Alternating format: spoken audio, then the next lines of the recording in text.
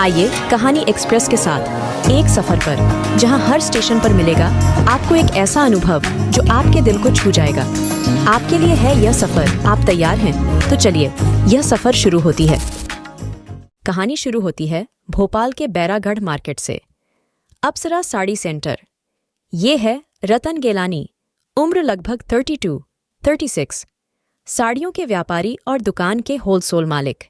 रतन UP Bulandshahr से माँ बाप के मरने के साथ ही अपनी प्रॉपर्टी बेचकर भोपाल में आकर रहने लगा है और बैरागढ़ में साड़ी सेंटर चला रहा है और बैरागढ़ से 15-20 किमी पर ही अकेला रहता है। वह प्रतिदिन बाइक से अपनी साड़ी की दुकान पर जाता है और रात लगभग 10:30 तक दुकान बंद करके वापस आता है और अपने किराए के घर में दैनिक कार्यों को करके अपनी दिनचर्या चलाता है। रतन प्रतिदिन की तरह आज भी अपने घर पर दुकान जाने के लिए तैयार हो रहा है और जल्दी जल्दी करते हुए बाइक से अपनी दुकान पहुंचकर दुकान का लाख खोल ही रहा है कि अचानक से रत्ना, उम्र 28, जो कि भोपाल में ही किलकारी नाम का बच्चों का एक NGO चलाती है जिसमें वह डिसेबल बच्चों को ट्रेनिंग देती है, रत्ना भी रायपुर से कैरियर की तलाश में भोपाल आई है। रत्ना को साड़ियों का बेहद शौक है और वह सिर्फ साड़ी खरीदने आती है। रतन दुकान का लाक खोल रहा है कि अचानक पीछे से आवाज आती है, क्या चंदेरी साड़ी रखते हो? रतन का एकदम पलटकर देखना होता है और रत्ना का भी एकदम रतन को देखना होता है और दोनों ही आंखों में बहुत कुछ एक दूसरे से पूछ लेते हैं और जान लेते हैं। रतन को रत्ना को देखते ही पहली नजर वाला प्यार हो जाता है, पर अभी रत्ना पूरी तरह से अनजान है। रतन फटाफट दुकान खोलता है और साड़ियां रत्ना को दिखाने लगता है। 1, 2, 3 करते करते 4-5 साड़ी दिखाने के बाद एक आसमानी चंदेरी साड़ी पसंद करके रत्ना साड़ी खरीद कर जाती है और रोज एक नई साड़ी के साथ अपने इंस्टाग्राम अकाउंट पर फोटो अपलोड करती और नए नए दोस्तों के लाइक और कमेंट का इंतजार करती। यह उसकी लाइफ का डेली रूटीन बना गया था। बस यह कारवां बढ़ता जाता है। रतन का दुकान पर जाना, रत्ना का साड़ी पसंद करके ले जाना, धीरे धीरे दोनों में दोस्ती बढ़ जाती है। साथ में समय बिताने लगते हैं। बाजार में उनके चर्चे आम होते साफ दिखने लगे। रत्ना को लेकर रतन की पास ही में एक चाय की दुकान चलाने वाले विष्णु, उम्र 38, से झड़प होती है। विष्णु रत्ना पर आते जाते नजर रखता है, जो रत्ना को बहुत बुरा लगता है। इन सभी के बीच देखते देखते कब दोस्ती प्यार में बदल जाती है पता ही नहीं लगता और फिर 1 साल बाद दोनों श्री राधा कृष्ण मंदिर में शादी के बंधन में बंध जाते हैं। Turning point. रतन की विवाहित जिंदगी की शुरुआत होती है। कारवां चलता जाता है, पर रत्ना वहीं है, अपनी पुरानी हॉबी के साथ, नई नई किस्म की साड़ी के साथ फोटो अपने इंस्टाग्राम अकाउंट पर अपलोड करके नए नए दोस्तों के लाइक और कमेंट का इंतजार करना और कमेंट लाइक आने पर रतन को बताकर खुशी का इजहार करना। रतन और रत्ना की ख्वाहिश है एक बच्चे की, परंतु ईश्वर को यह मंजूर नहीं। रतन और रत्ना दोनों ने ही शहर के हर डॉक्टर का दरवाज़ा खटखटाया, हर प्रयास कर लिए, पर सफलता के बजाय निराशा हाथ लगती गई। रत्ना की मनोस्थिति में धीरे धीरे परिवर्तन आने लगा और रतन की कमियां उसे दिखने लगती है और इसी वजह को लेकर उनमें अब खटास आने लगी है। रत्ना सारे दिन उदास रहती और रात को पति के आने पर चिड़चिड़ाहट साफ झलकाती, वजह सिर्फ एक बच्चे की ख्वाहिश। 3 साल बाद अचानक जैसे चंद्रमा पर काली छाया पड़ती है, उसी तरह से एक अनहोनी की आहट होती है। रतन और रत्ना की रोमांटिक लाइफ में एंट्री होती है प्रभाकर की, उम्र 31 साल। अब ये प्रभाकर कौन है? क्या रत्ना से इसका पहले से कोई कनेक्शन है या फिर रतन का कोई पुराना दुश्मन प्रभाकर, उम्र 31 वर्ष, इस कहानी का अहम किरदार कहा जा सकता है। प्रभाकर 3 साल पहले इंजीनियरिंग कॉलेज इंदौर से BE computer science pass out student रहा। जॉब के लिए स्ट्रगल करते करते थक कर हारा हुए इस शख्स के दिमाग में अचानक कंप्यूटर पर सर्फिंग करते करते आइडिया उपजा और उसने एक इंडियन मैगजीन बनाने की सोच को जन्म दिया। और फिर प्रभाकर ने अपनी इंडियन मैगजीन के लिए एक इंडियन लड़की की खोज चालू की। प्रभाकर जब इंटरनेट पर सर्चिंग कर रहा था, तब उसने इंस्टाग्राम पर रत्ना रतन गिलानी के भारतीय साड़ी में फोटोज देखे और प्रभाकर ने पहली ही नज़र में रत्ना को अपनी इंडियन मैगजीन के लिए परफेक्ट मॉडल चुन लिया। बस प्रभाकर ने रत्ना की तलाश जारी कर दी। अचानक प्रभाकर अप्सरा साड़ी सेंटर के सामने आता है और विष्णु की चाय की दुकान पर चाय पीने रुकता है। विष्णु पूछता है, लगता है साहब इस इलाके में नए आए हो? प्रभाकर कहता है, आदमी तो नया हूं, पर कुछ कीमती चीज की तलाश में हूं। क्या तुम कुछ बता सकते हो? विष्णु कहता है, साहब, ऊपर वाले का पता छोड़कर इस इलाके का हर कोना पूछ लो, विष्णु की नजर से दूर नहीं है। प्रभाकर रत्ना की फोटो दिखाते हुए पूछता है कि क्या इसे यहां कहीं देखा है क्या? विष्णु ने फोटो देखते छूट कहा, साहब, घर में छोरा और पूरे शहर में ढिंढोरा। प्रभाकर कहता है, भाई, मेरे पहेली मत बुझाओ, ये बताओ, देखा है क्या? विष्णु ने कहा, साहब, आप वो साड़ी की दुकान देख रहे हैं। उसके मालिक का नाम रतन गिलानी है और उसकी बीबी का नाम रत्ना है, और वो यही है। पर साहब, उसका पति बहुत ही खड़ूस टाइप का है। अच्छा साहब, बताइए। मैंने दोनों को साथ जाता देख इतना ही कहा था कि जब फसल पक जाए तो उसे किसान को काट लेना चाहिए, नहीं तो फसल पर कीड़े लग जाते हैं। तो इसमें मैंने उसे क्या गलत कहा? वो रतन तो मुझसे हाथापाई करने उतर आया। अरे लो साहब, फसल आ गई, मेरा मतलब रत्ना आ गई। प्रभाकर उसे एकटक देखता ही रह गया और वो रत्न के साथ बाइक पर बैठकर निकल गई। अब प्रभाकर को अपनी मंजिल सामने दिखने लगी। वह रोज विष्णु की चाय की दुकान पर आकर बैठ जाता और रत्ना का इंतजार करता और उसकी एक झलक के साथ ही मिलने की कोशिश करता, पर हिम्मत नहीं जुटा पाता। प्रभाकर ने एक दिन रत्ना का पीछा किया और उसके घर का पता लगा लिया और उसके घर के सामने वाले घर में कमरा ले लिया। प्रभाकर को अब ऐसा यकीन होने लगा था कि उसकी ड्रीम मॉडल उसे मिल जावेगी। एक दिन रतन को दुकान पर ज्यादा काम होने के कारण रत्ना उसे बोलकर अकेले ही लगभग रात 9 o'clock बजे अपने घर के लिए निकल गई। प्रभाकर ने हिम्मत जुटाकर इस मौके को भुनाने का मन बनाया और रत्ना का पीछा किया और घर के पास रोककर उससे बात करने की कोशिश की। पर रत्ना ने कहा, तुम कौन हो और मेरा पीछा क्यों कर रहे हो? मैं तुम्हें नहीं जानती। प्रभाकर ने समझाया, पर रत्ना ने सिर्फ इतना ही कहा कि आज के बाद मेरा पीछा मत करना, मुझे कुछ नहीं सुनना, और वो अपने घर चली गई। उसी रात रतन लेट नाइट घर आया तो रत्ना और उसके बीच बच्चे को लेकर कहा। सुनी होने लगी। प्रभाकर ने उन दोनों के बीच की बातचीत सुनी, पर उस दिन इग्नोर कर दिया। अगले दिन फिर से डेली रूटीन अनुसार सब नॉर्मल तरीके से शुरू हुआ। रतन अपनी दुकान के लिए निकला, रत्ना भी दुकान के लिए साथ गई और इनका पीछा करते करते प्रभाकर भी उनकी दुकान तक पहुंच गया और विष्णु की चाय की दुकान पर बैठ गया। विष्णु ने कहा भी, साहब, चाय बिना शक्कर की लोगे या 2 चम्मच के साथ? पर प्रभाकर का ध्यान रत्ना पर ही था। एकाएक रतन की नज़र प्रभाकर पर पड़ गई और उसने प्रभाकर के पास आकर शकीले अंदाज में पूछा, क्या नाम है और रोज तुम इधर बैठकर मेरी दुकान की तरफ क्या झांकते रहते हो? और हाँ, मेरी बीबी का पीछा क्यों करता है? पहली आखिरी बार कहता हूं, सुधर जा, नहीं तो यदि मैं बिगड़ गया तो तुझे बचाने वाला कोई नहीं मिलेगा। और ये विष्णु तो बिल्कुल नहीं दिखेगा। और इतना कहकर रतन चला जाता है। प्रभाकर अपने घर की छत पर रत्ना के घर साइड मुंह करके बैठे सोचता रहता है कि अचानक उसे रतन और रत्ना के बीच विवाद की आवाज सुनाई देती है। वो जाने की कोशिश करता है, पर कदम पीछे खींच लेता है। दूसरे दिन अचानक रत्ना अकेले उदास हताश घर से जाती हुई दिखती है तो प्रभाकर फिर पीछा करते हुए उससे मिलने की कोशिश करता है तो रत्ना फिर खींचकर कहती है, तुम मेरा पीछा क्यों कर रहे? आखिर क्या चाहते हो? प्रभाकर कहता है कि मैं तुमसे अकेले मिलकर कुछ कहना चाहता हूं, शायद तुम्हारी समस्या का भी हल है मेरे पास। इतना सुनकर रत्ना को लगता है कि शायद प्रभाकर से मिलना चाहिए और वो उससे मिलने को तैयार होती है। एक चाय की दुकान पर दोनों बैठे हुए बात कर रहे हैं। रत्ना कहती है, तुम मुझे कब से और कैसे जानते हो? प्रभाकर कहता है, मैंने तुम्हें 1 साल पहले इंस्टाग्राम पर देखा था। मैं एक इंडियन मैगजीन के कवर के लिए तुम्हारे फोटो शूट करना चाहता हूं और इसके बदले तुम्हें जितनी चाहे उतनी कीमत दे सकता हूं। यह सुनकर रत्ना प्रभाकर के ऑफर को ठुकरा देती है और कहती है, मेरे पति रतन इसकी इजाजत कभी नहीं देंगे, इसलिए यह ख्याल तुम दिमाग से निकाल दो और मेरा पीछा करना छोड़ दो। इतना कहकर रत्ना घर वापस आ जाती है। प्रभाकर की उम्मीद बुझती लग रही थी। वह यही सोच में था कि क्या ऐसा करें कि रत्ना को फोटोशूट के लिए तैयार कर सके। उधर रतन और रत्ना के बीच संबंध बिगड़ते ही जा रहे थे। दुकान पर भी इनकम कम होने लगी थी और रत्ना की ख्वाहिश भी पूरी नहीं हो रही थी। एक दिन दोनों के बीच कहासुनी हद से ज्यादा हो गई। उसी बीच प्रभाकर ने दोनों के बीच हस्तक्षेप कर दिया, जिस पर रतन भड़क उठा और दोनों में भारी भिड़ंत हुई। जैसे तैसे रत्ना ने दोनों को अलग किया और मामला शांत किया।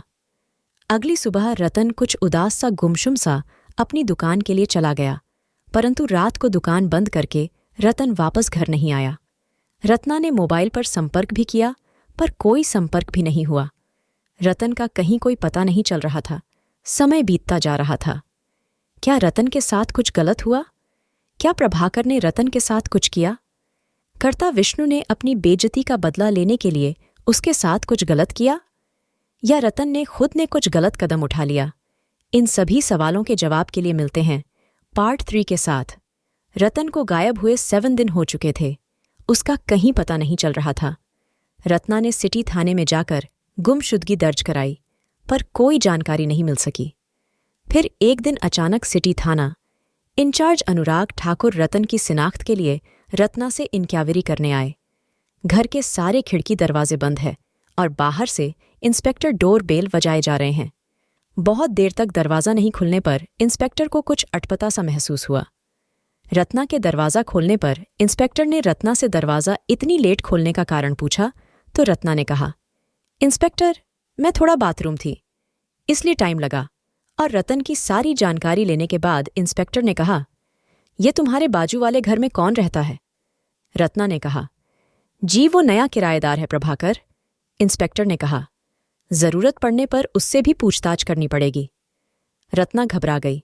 उसे पता था यदि प्रभाकर से पुलिस ने पूछताछ की तो वह असलियत बता देगा, परंतु उस दिन तो इंक्वायरी टल गई। अगले दिन इंस्पेक्टर फिर मिलने चला आया और इस बार उसने प्रभाकर को रत्ना के घर बुलाया। रत्ना मन ही मन घबरा रही थी। प्रभाकर आया और इंस्पेक्टर से पूछा, मुझे यहाँ क्यों बुलाया, क्या बात है, क्या हुआ? इंस्पेक्टर ने कहा, इनके पति रतन दुकान से लौटने के बजाय पिछले 1 हफ्ते से घर नहीं आए हैं। आप पड़ोसी हैं, आप जानते होंगे कि क्या इन मियाँ बीबी के बीच झगड़ा हुआ था? गुस्से में रतन घर से कहीं चला गया हो? रत्ना प्रभाकर की तरफ देख डरी हुई नीचे सिर झुकाए खड़ी थी। प्रभाकर समझ गया यही मौका है रत्ना को इंडियन मैगजीन में कवर फोटोशूट कराने के लिए तैयार करने का। प्रभाकर ने तुरंत इंस्पेक्टर से कहा, मैंने आज तक इन दोनों के बीच कभी झगड़ा होते नहीं देखा। इंस्पेक्टर ने कहा, मैं रतन की दुकान पर गया था, पता चला। प्रभाकर साहब, आपसे कुछ दिनों पहले रतन की कहासुनी छोटी सी झड़प हुई थी, जान सकता हूं किस बात को लेकर हुई? प्रभाकर ने कहा, इंस्पेक्टर, मैं रतन की दुकान के सामने अपनी गाड़ी खड़ा रखता था और विष्णु की चाय की दुकान पर फौकट बैठा रहता था। रतन को लगता था कि जानबूझकर गाड़ी मेरी दुकान पर लगाया है। बस उसी बात को लेकर रतन गुस्से में मेरे पास आकर बोला, आज के बाद यहां दिखना मत, नहीं तो अच्छा नहीं होगा। इंस्पेक्टर ने रत्ना से पूछा, मैडम, जहां रतन की साड़ी की दुकान है वहां पता चला, एक बार विष्णु चाय वाले से भी रतन की। तू मैं हुई थी, जान सकता हूं कि क्या मसला था? रत्ना ने कहा, इंस्पेक्टर साहब, रतन और मैं जब भी साथ में गाड़ी से दुकान पर आते जाते थे तो विष्णु मुझे देखकर रतन पर कमेंट करता था और मुझ पर बुरी नजर रखता था। इसी बात को लेकर एक बार रतन और विष्णु के बीच झगड़ा हुआ था। इंस्पेक्टर ने कहा, ठीक है रत्ना मैडम, यदि रतन की कोई खबर मिलती है तो आपको बता दिया जाएगा। ऐसा कहते इंस्पेक्टर वहां से चला जाता है। रत्ना प्रभाकर से कहती है कि तुमने इंस्पेक्टर से झूठ क्यों बोला जबकि तुम सब जानते थे? प्रभाकर कहता है, रत्ना, मुझे तुम्हारी निजी जिंदगी से कोई लेना देना नहीं है। मैं सिर्फ तुमसे इतना ही चाहता था कि तुम मेरी इंडियन मैगजीन में कवर पेज के लिए अपना फोटोशूट करो। रत्ना पूछती है, अच्छा, तुम मुझे कब से जानते हो? प्रभाकर कहता है, मैं जब कॉलेज से पास आउट हुआ तो जॉब के लिए भटकता रहा, पर नहीं मिली। फिर मैंने खुद कुछ करने का मन बनाया और यूं ही बैठे बैठे इंटरनेट पर अपनी इंस्टाग्राम प्रोफाइल चेक कर रहा था कि अचानक मेरी नज़र तुम्हारी प्रोफाइल पर पड़ी। मैंने तुम्हारी प्रोफाइल चेक की, उसमें तुम्हारी फ़ोटो देखी। एकदम इंडियन लुक में सभी फ़ोटो देखकर मुझे ऐसा लगा कि मुझे मेरी इंडियन मैगजीन में कवर पेज के लिए जिस मॉडल की तलाश है वो ये ही है। बस फिर मैंने तुम्हें सर्च करना शुरू किया और जैसे तैसे एड्रेस निकालकर इंदौर से यहाँ आ गया। कर्ता, तुम मेरी इंडियन मैगजीन में कवर पेज पर अपनी फ़ोटोशूट करवाओगी? इसके बदले में तुम्हें मैं एक अच्छी खासी रकम दे सकता हूँ। रत्ना ने कहा, मुझे कुछ समय चाहिए, सोचकर बताती हूँ। प्रभाकर बोलता है, ठीक है, तुम सोचकर बताओ, I am waiting for you. इतना कहकर वो वहां से चला जाता है। समय बीतता जाता है, रतन का कुछ पता नहीं चलता है। रत्ना सोचती रहती है कि शायद उसे प्रभाकर को मैगजीन में कवर पेज पर अपनी फोटो शूट करने के लिए हाँ कह देना चाहिए। रत्ना ने बहुत सोच समझकर आखिरकार लगभग 1 हफ्ते बाद प्रभाकर के साथ फोटोशूट का मन बनाया और इसके रत्ना प्रभाकर को कॉल करके मिलने के लिए बोलती है। प्रभाकर रत्ना से मिलने आता है। रत्ना और प्रभाकर काफी पीते हुए बातें करते हैं। रत्ना कहती है, मेरे पति की कोई खबर नहीं है। मुझे हमारी साड़ी की दुकान का किराया देना है और मकान का भी किराया देना है और अभी मेरे पास इनकम का कोई सोर्स नहीं है। क्या तुम मुझे 1 लाख रुपए दे सकते हो? प्रभाकर ने कहा, ये तो तुमने मेरे मन की बात जान ली। रत्ना ने कहा, प्रभाकर ये सिर्फ हमारे बीच की बिजनेस डील है, इसे और कुछ ना समझना। अब ये बताओ कि मुझे क्या करना है? प्रभाकर बोलता है, तुम्हें 1 हफ्ते के लिए मेरे साथ इंदौर चलना होगा, मेरे फोटो स्टूडियो पर, जहां मैं मेरी इंडियन मैगजीन के लिए तैयारी कर रहा हूं। रत्ना ने कहा, मैं तुम्हें कल बताती हूं। प्रभाकर ने कहा, इफ यू डोंट माइंड, आज शाम तुम क्या कर रही हो? क्या मेरे साथ कहीं घूमने चल सकती हो? रत्ना ने सोचा कि मुझे इस समय कोई मदद नहीं कर पाएगा, इसलिए इसकी बात मानना ही उचित होगा। ऐसा सोचकर वह प्रभाकर को मिलने के लिए हाँ कर देती है। प्रभाकर और रत्ना जब बाइक से उनकी साड़ी की दुकान के सामने से जा रहे होते हैं तो चाय वाले विष्णु की तीखी नजर उन पर पड़ जाती है और मजाकिया अंदाज में मन ही मन कहता है, चिड़िया पाली राम ने, पर फूर हुई रहीम के साथ भैया राम रहीम की जो हो मर्जी। रत्ना और प्रभाकर एक रेस्टोरेंट में जाकर एक साथ डिनर करते हैं, कुछ बातें एक दूसरे से शेयर करते हैं और घर वापस आते आते रास्ते में रत्ना के पर्स से उसका मोबाइल खिसक के सड़क पर गिर जाता है। रत्ना प्रभाकर को रोकती है, रुको रुको। कुछ गिरने की आवाज आई। जैसे ही प्रभाकर गाड़ी रोकता है, क्या देखते हैं दोनों कि रत्ना का मोबाइल एक ट्रक के पहिए में गिरकर चकनाचूर हो जाता है। रत्ना ये देखकर बहुत मायूस होती है और घर आ जाती है।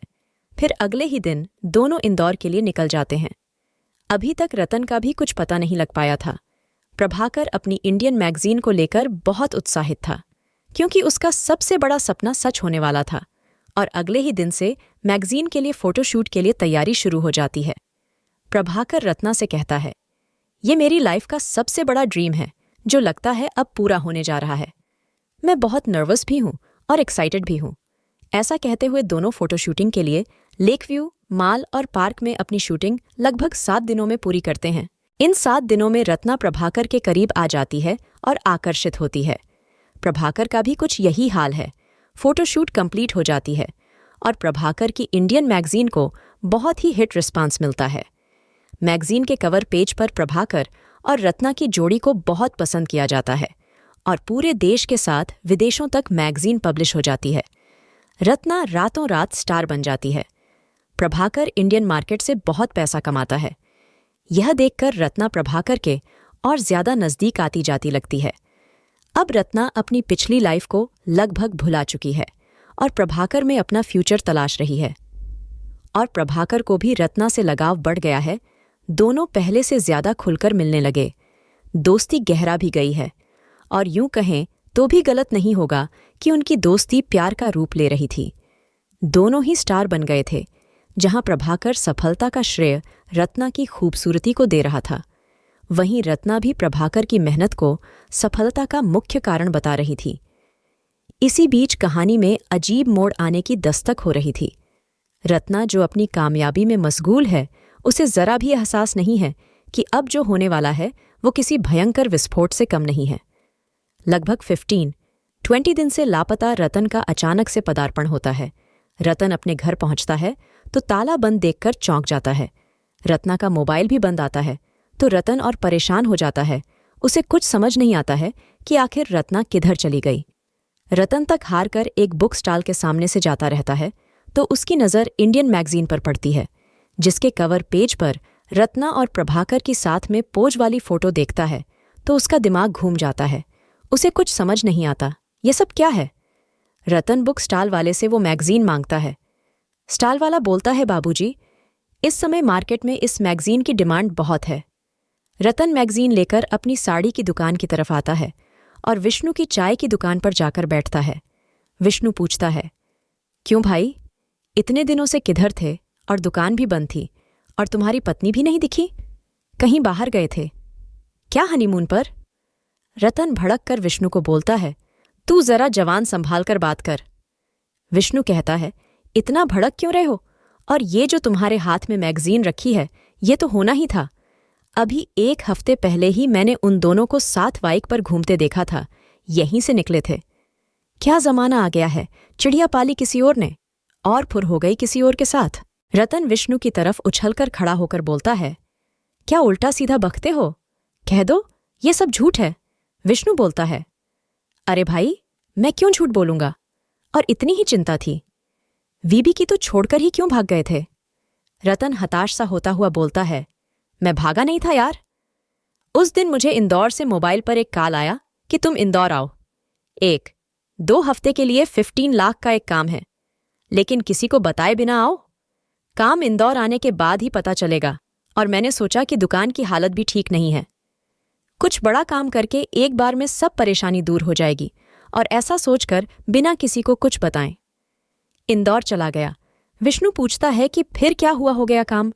रतन बोलता है, हाँ, जब मैं उस आदमी के पास बताए पते पर पहुंचा तो उसने मुझे कहा, तुम्हारा काम सिर्फ इतना है कि तुम्हें इस लग्जरी 5 स्टार होटल में रहना है, और कुछ भी ज़रूरत हो तो मुझे सिर्फ कॉल करके बताना है। सब कुछ जगह पर मिल जाएगा, पर इतना याद रखना है, इस बीच किसी से भी तुम्हें कांटेक्ट नहीं करना है। इस होटल में सेंसर लगे हैं, तुम्हारी हर एक हरकत का पता चल जाएगा मुझे, और तुम बिल्कुल निश्चित रहो, डील पूरी होते ही तुम्हें पैसे मिल जाएंगे। विष्णु पूछता है, फिर क्या हुआ? पैसे मिले? रतन बोलता है, हाँ, उस आदमी ने लगभग 10 दिन बाद मुझे 15 लाख रुपए दे दिए, और कहाँ हो गया, तुम्हारा काम पूरा, अब तुम जा सकते हो। और मैं सीधा चला आया, सोचा सबसे पहले रत्ना को ये खबर सुनाऊंगा। पर विष्णु, तुम्हें पता है क्या वो मेरी रत्ना को किधर ले गया होगा? विष्णु कहता है, नहीं, मुझे उस दिन दिखे, उसके बाद नहीं दिखे। रतन फिर अपने घर आ जाता है, और फिर बिस्तर पर पड़े हुए सोचता है, और एकदम से उस मैगजीन में देखता है रत्ना और प्रभाकर के फोटो शूटिंग के साथ एक जगह इंदौर का एड्रेस मिलता है, और अगले ही दिन रतन इंदौर पहुंच जाता है। इधर प्रभाकर रत्ना को अपनी पुरानी जिंदगी भूलकर एक नई जिंदगी की शुरुआत करने के लिए तैयार कर लेता है, और दोनों शादी करने की तैयारी कर लेते हैं, और लिंग सेरेमनी की पार्टी आयोजित होने वाली रहती है, जिसमें इंदौर ही नहीं, हर एक जगह के लोग आने वाले रहते हैं। इसी बीच रतन प्रभाकर के फोटो स्टूडियो पर पहुंच जाता है, जहां उसे पता लगता है कि रत्ना और प्रभाकर की रिंग पार्टी आज शाम को ही है। रतन आग बबूला होते हुए जैसे तैसे उस एड्रेस पर पहुंच जाता है। रिंग सेरेमनी चालू ही होने को होती है। जैसे ही रतन रिंग रत्ना को पहनाता है और रत्ना पहनाने वाली होती है, रतन आ जाता है और कहता है, बधाई हो रत्ना, बहुत अच्छे। सब एक दूसरे को देखने लगते हैं। रत्ना एकदम रतन को देखकर भौंचक्की सी रह जाती है और कहती है, रतन, तुम इधर? हाँ रत्ना, क्यों, तुमने क्या सोचा था? मर गया हूं और तुमने क्या खूब खेल खेला है। क्या रतन और प्रभाकर के बीच टकरार होगी? क्या रत्ना प्रभाकर के साथ जाएगी? रतन रत्ना को बोलता है कि मैं तुमसे बाद में निपटूंगा, पहले इसको समझ लूं। और रतन और प्रभाकर के बीच जोरदार टकराव होता है। रतन कहता है, तुम मेरी पत्नी को बहला फुसलाकर लेकर भाग कर आए और चोरी छिपे शादी रचा रहे हो। तुमने क्या सोचा था कि मैं कभी लौट कर नहीं आऊंगा? तुम्हें मैं इसकी सजा दूंगा। प्रभाकर बोलता है कि मैं किसी की पत्नी को बहला फुसलाकर भगाकर नहीं लाया। ये एक बिजनेस डील थी। अब उसके आगे का डिसीजन तुम्हारी वीबी का था। मैंने कोई जोर जबरदस्ती नहीं की है। शायद वो ही तुमसे खुश ना हो। रतन कहता है, मेरी पत्नी मुझसे कभी नाखुश नहीं हो सकती। तुमने ही उसे जरूर मजबूर किया होगा। प्रभाकर कहता है कि मैंने किसी को कभी मजबूर नहीं किया। मैं एक बिजनेसमैन हूं। मैंने सिर्फ सौदा किया। तुम्हारी पत्नी अपनी इच्छा से मेरे पास आई है, और वैसे भी तुम तो उसे बिना बताए भाग गए थे, तो बेचारी अकेली करती भी क्या? कम से कम उसका दिल तो लगा। तुमने उसे दिया ही क्या? रतन गुस्से से आग बबूला हो गया और अपने पॉकेट से रिवॉल्वर निकालकर प्रभाकर से भिड़ गया। छीना झपटी में रिवॉल्वर प्रभाकर के हाथ में चली जाती है। फिर प्रभाकर रतन को कहता है कि रतन, चुपचाप खड़े हो जाओ और ज्यादा उछल कूद मत करो। और अब मेरी बात ध्यान से सुनो। मैं रत्ना को आज से नहीं, कॉलेज टाइम से चाहता था, जब वो फैशन डिजाइनिंग का कोर्स कॉलेज से कर रही थी। रत्ना इससे अनजान थी, पर मैं मन ही मन उसे चाहता था और पागलपन मेरे सिर पर नाचता था। रत्ना अपना कोर्स करके एकाएक कब भोपाल चली आई, मुझे पता भी नहीं चल पाया। मैंने उसे ढूंढने की बहुत कोशिश की, पर मुझे नाकामी ही हाथ लगी। फिर एक दिन मैंने इंस्टाग्राम पर उसकी प्रोफाइल देखी और मेरी उम्मीद फिर से जागी। जब मैंने भोपाल आकर रत्ना को तुम्हारी जिंदगी में पहले से ही देखा तो मेरे अंदर का शैतान जाग गया और रत्ना को कैसे भी पाने का भूत मुझ पर सवार हो गया। चूंकि मेरे बाप के पास पैसे की कोई कमी नहीं थी, तो मैंने पैसे के जरिए रत्ना को हासिल करने का प्लान बनाया और सबसे पहले तुम्हें शहर से बाहर भेजने का जाल बनाया। रतन इंदौर से जो काल तुम्हें आया था वो मैंने ही करवाया था, और इंदौर में जो पैसे तुम्हें मिले वो मैंने ही भिजवाए थे। तुम्हारे वो 12 दिन ही तो मुझे रत्ना तक ले गए। हाँ, और रतन के गुम होने की पुलिस स्टेशन में रिपोर्ट भी मैंने ही दर्ज कराई। आखिर पुलिस वालों का भी तो घर परिवार है, उनके भी पेट का सवाल है, तो थोड़ा बहुत तुम्हें तंग करने का खर्चा तो उन पर भी हुआ, ताकि तुम्हें मेरी ज़रूरत महसूस हो और तुम मुझ तक खींच कर आओ। मेरा सारा काम मेरे प्लान मुताबिक ही हुआ, बस मुझसे एक चूक हो गई। मैंने वो चाय वाले विष्णु का पेट नहीं भरा और उसने रतन को यहां तक भेज दिया। रत्ना बोलती है, प्रभाकर तुम इतने कमीने निकलोगे, मैं यह सोच भी नहीं सकती थी। मेरे साथ इतना बड़ा धोखा किया तुमने। प्रभाकर बोलता है, अरे पगली, इसे धोखा नहीं सच्चा प्यार कहते हैं, जिसे पाने के लिए किसी भी हद को पार कर लिया जाता है। तुम्हें भी पैसे की जरूरत और अपने नाखुश पति से छुटकारा चाहिए था, सो मैंने उसी का फायदा लिया।